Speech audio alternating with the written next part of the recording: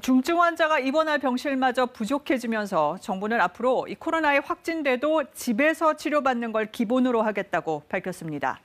대신 자가격리에 드는 생활비를 지원하거나 통원 치료를 더 쉽게 받을 수 있게 제도를 손질합니다. 계속해서 석혜원 기자입니다. 위중증 환자가 닷새째 600명을 넘어섰습니다. 특히 수도권의 경우 의료 역량 대비 환자 수가 90%까지 차오른 상황. 이에 따라 정부는 앞으로 모든 확진자는 재택치료를 원칙으로 정했습니다. 확진자 나이와 동의 여부에 관계없이 집에서 머물며 치료를 받고 필요한 경우에만 입원할 수 있습니다.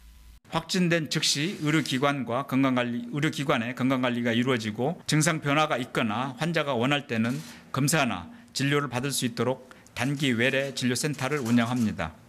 식사와 생필품 등이 무상으로 주어지는 생활치료센터와 달리 재택치료는 자비 부담이 생기는 걸 고려해 추가 생활비를 지원하는 방안이 검토됩니다.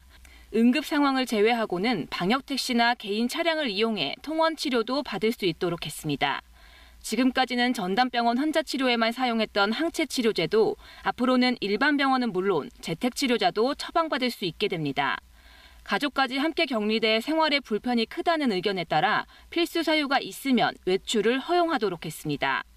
내년 2월에 도입하기로 한 먹는 치료제도 도입 시기를 연내로 앞당기는 걸 목표로 합니다.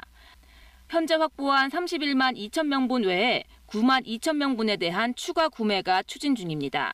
긴급사용 승인에 대한 속도를 내서 검토를 하고 또 허가가 날 경우에 신속하게 국내에 공급이 연말 이내 12월 이내에 공급이 될 수 있게끔 병상 회전율을 높이기 위해 환자 상태에 따라 병원이나 병실 이동, 조기 퇴원도 도입되는데 방역당국의 요청을 거부할 경우 병상 손실 보상을 인정하지 않는 등 관리를 강화할 방침입니다.